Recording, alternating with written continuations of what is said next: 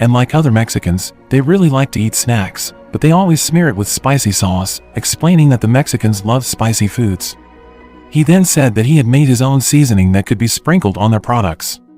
When Roger found out that Richard was motivated by watching his video, Roger became interested in Richard's idea and decided to try his samples, and when he finally received the sample, despite the extreme spiciness, the taste was actually addicting. Long story short, Roger called Richard and said that he was very intrigued by his initiative. In the next 2 weeks, Roger would visit the Frito-Lay plant in Rancho Cucamonga. He hoped to hear more ideas from Richard. The arrival of the big boss to listen to ideas from a low-class employee immediately caused an uproar among the officials at the Frito-Lay factory. At his own work location, even the manager scolded him for violating the command hierarchy. It was not appropriate for Richard to speak directly to the CEO straight away, especially about the new flavor ideas, because it could cost research and development and has the potential to cause some employees to experience layoffs again if the company continued to indulge in funds to support Richard's spicy taste. Finally, Richard became restless. He was afraid that he would be held responsible if there is another dismissal at his company.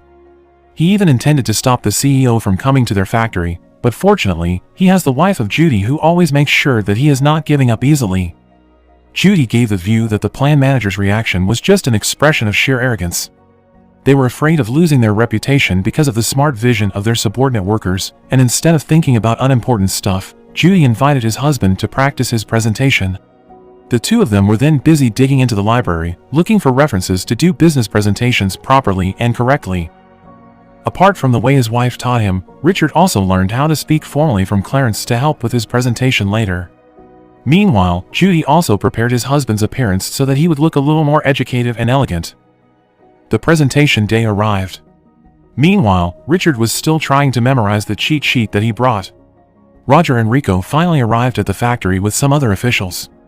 Their coming was very intimidating. Armed with a presentation sheet on a projector, Richard wanted to convince the officials with his presentation.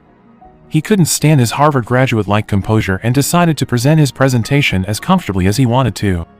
Richard appeared frankly and openly said that from the point of view of a Latino consumer, he said that their product list was too boring.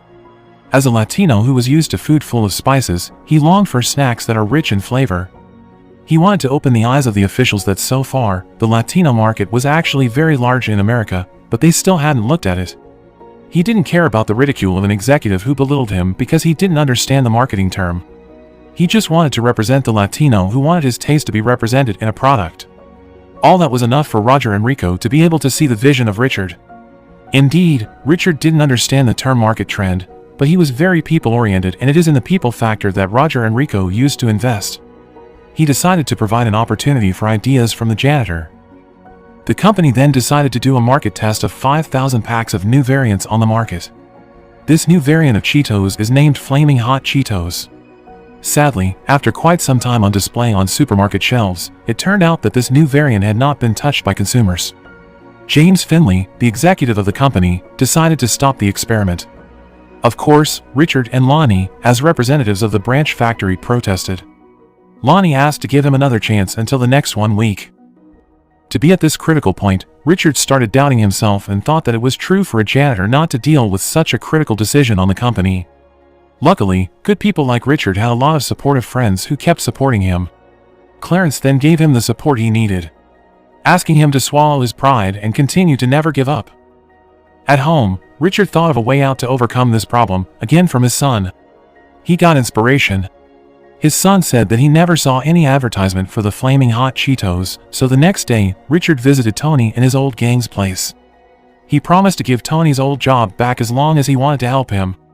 Then, accompanied by Tony and the gang, Richard came to the factory. He climbed onto one of the machines and then gave a speech. He told all the workers that the Flaming Hot Cheetos made by their branch would soon be stopped by the company. For that, Richard wanted to ask for help from everyone. He firmly believed that the sluggish sales of the Flaming Hot Cheetos were because people didn't know about it. For this reason, he wanted to do marketing by spreading the piles of Flaming Hot Cheetos in their warehouses to the Latinos community, their target market, and with the help of all the employees, they transported the cardboard boxes to Tony and the others' cars. The goods were taken to the residential location of the Latinos community, in the hope that they would get them interested in the new Flaming Hot Cheetos. Apart from that, Richard and his sons also went to the supermarket to buy their products, making visitors curious about the flaming hot Cheetos. This action then had an effect by increasing the sales chart for the product. After the good news, Roger Enrico was enthusiastic. He then contacted Richard and ordered a mega production of flaming hot Cheetos for 5 million packs to be produced immediately by the Rancho Cucamonga branch factory. This was good news for Richard and the employees of the factory branch. Production was immediately done to oversee this massive production, and thanks to the massive production, the previous layoffs laborers were hired back, including Tony. The flaming hot Cheetos finally hit the market again. After 6 months, the condition of the company was stable and even able to return to normal as before the recession, thanks to the flaming hot Cheetos. Clarence was finally promoted as the new plant manager after waiting for 20 years, but sadly for Richard, who hoped to be promoted as the machine operator, apparently still had not received the good news, but turned out, that very day, Roger Enrico himself secretly visited the branch. He then met with Richard and surprised him with a promotion, not just a machine operator position. Roger promoted Richard to become the director of cross-cultural marketing. Roger wanted him to develop more new variants of Cheetos flavors based on the local taste. All employees really appreciate Richard's contribution to the company. Judy was surprised to hear the news that her husband had immediately been promoted to director. Since then, Richard continued to work and came up with other innovations that brought Frito-Lay products to gain more and more interest from the snackers. He was nicknamed the godfather of Latino marketing among top executives of Pepsi Company. Frito-Lay and later retired in 2019 by leaving the legacy of the flaming hot Cheetos.